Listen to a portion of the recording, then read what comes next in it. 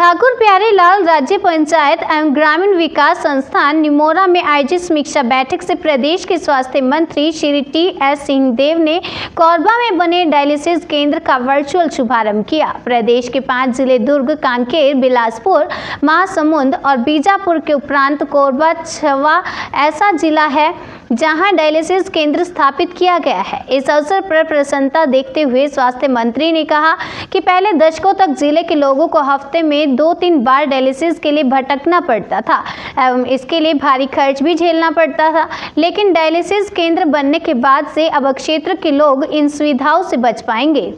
उन्होंने कहा कि इसके उपरांत जशपुर और सरगुजा में डायलिसिस केंद्र खोलना हमारा उद्देश्य है एवं इसके साथ ही पूरे छत्तीसगढ़ में यह सुविधाएं पहुंचाना हमारा लक्ष्य है।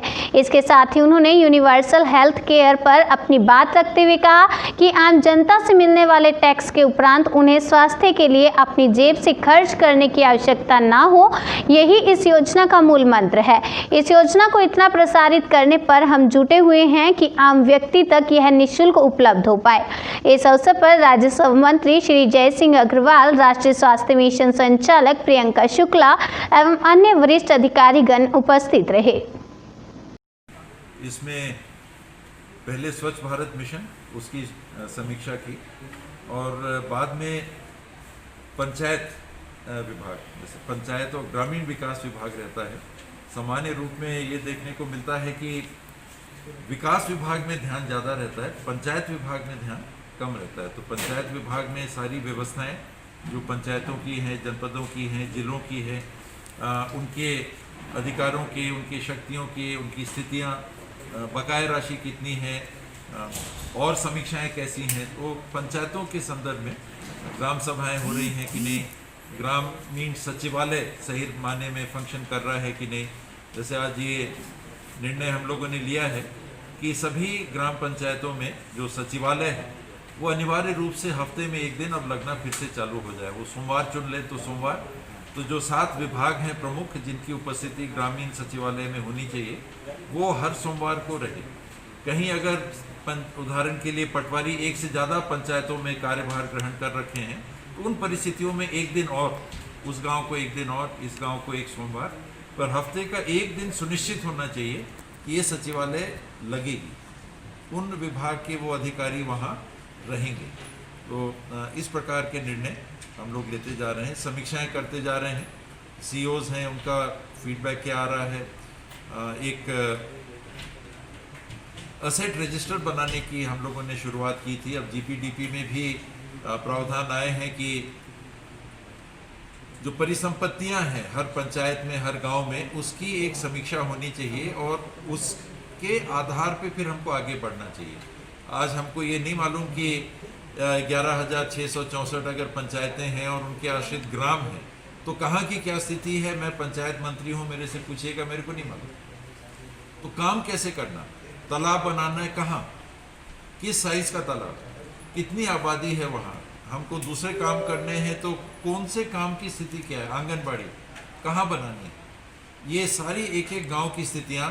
रोजगार गारंटी, कितने लोग हैं जो इनके पास ज़मीन नहीं है या कम ज़मीन है, रोजगार गारंटी का कार्ड है कि नहीं। तो अगर परिसंपत्ति की बात कर रहे हैं और भूमि को भी एक परिसंपत्ति मान रहे हैं तो कितनी भूमि किनके पास है और उनको आगे के लिए शासन की अलग अलग योजनाओं से किनको प्राथमिकता पे लाभ मिलना चाहिए। इस प्रकार की बातें करके हम लोग संसाधनों की जानकारी एकत्रित करके आगे बढ़ना चाहते हैं। तो हर विभाग की अभी बात चल रही है, एक विभाग के अंदर के अलग अलग जो डिपार्टमेंट्स हैं उनकी समीक्षा चल रही है। आज अभी दूसरे पाली में भी चलेगी, कल भी 2 पालियों में चलेगी। तो ये 2 दिन तक ये सघन समीक्षा होगी। सीरम इंस्टीट्यूट से वैक्सीन निकलेगी, कब तक छत्तीसगढ़ उपलब्ध होगी, क्या कुछ यहाँ तैयारी है उसको रखने की और किस तरह से वो चेन चलेगी? छत्तीसगढ़ को अभी 3,23,000 वैक्सीन का आवंटन हुआ है।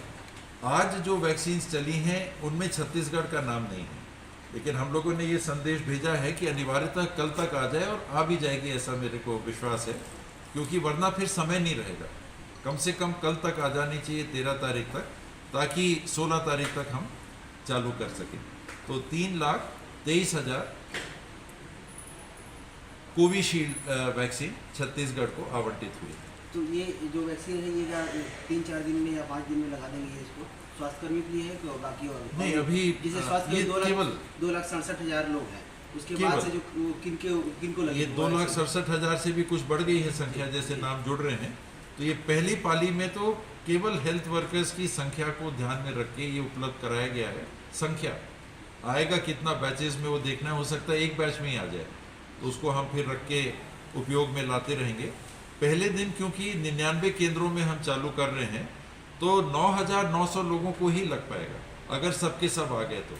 इनमें अगर कुछ लोगों ने नहीं लगाया या नहीं आ पाए तो उतने कम, तो 99 केंद्रों में 100 के अनुपात में 9,900।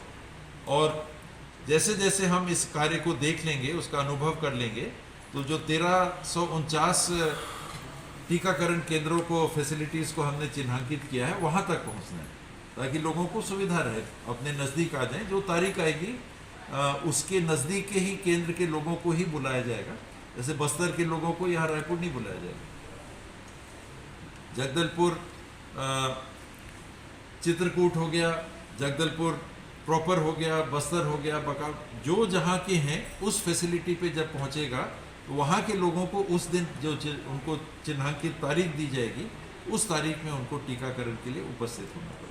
नाम कब तक आएगा? जैसे नाम मान लीजिए कि जितनी संख्या है उसी तरह पहले 20,000 ही आ गया और नाम का 25,000, उस समय क्या करेंगे? ऐसा नहीं होगा, इसीलिए चालू ही हम लोग, मैंने जैसे बताया कि 9,900 से चालू कर रहे हैं। 99 केंद्रों में 100 से ज़्यादा लग नहीं सकता, तो 9,900 ही पहले दिन आएंगे। और टीका हमको एलोकेशन हो गया है 3,23,000, तो ये 10,000 तो आएगा नहीं। ये मान के चलें कि बड़ी मात्रा में आएगा, और हो सकता है कि 3,23,000 एक बार में ही आ जाए, तो टीका पर्याप्त मात्रा में रहेगा। और जितना टीका आएगा उसी अनुपात में हम केंद्र बढ़ाते चले जाएंगे।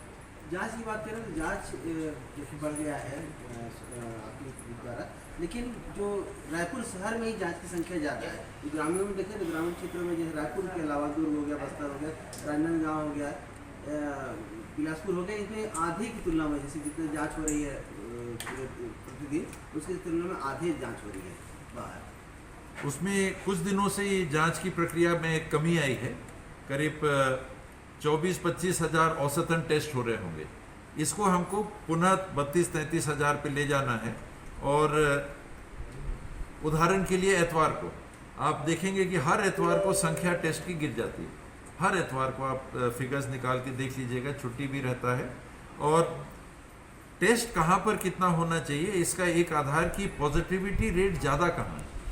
जहाँ पॉजिटिविटी रेट ज़्यादा है वहाँ टेस्टिंग ज़्यादा होनी चाहिए। शहर है रायपुर सबसे ज़्यादा संक्रमित क्षेत्रों में 54,000 एक सप्ताह में रायपुर में 54,000 टेस्ट हुआ है, जबकि दुर्ग में 26,000 है। उसके अगर प्रतिशत में देखेंगे तो प्रतिशत में कहीं रायपुर तुलना में दुर्ग और बिलासपुर ये सब ज़्यादा है। रायपुर नंबर 5वें पे आता है। दुर्ग की आबादी और यहाँ की आबादी देखेंगे तो रायपुर की आबादी स्वाभाविक है कि ज़्यादा है, तो टेस्टिंग यहाँ ज़्यादा होगी।